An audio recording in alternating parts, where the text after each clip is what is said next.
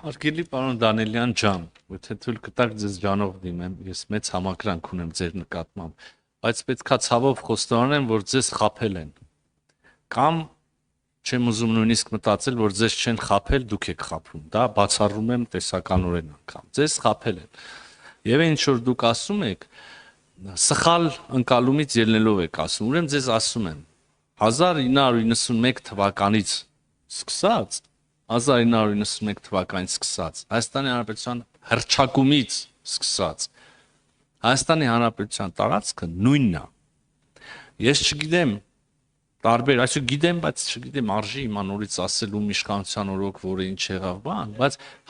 շարժի, չէ, Հայաց ձեռը չի տալիս ձեզ։ Հայաստանի Հանրապետությունը ոնց կար,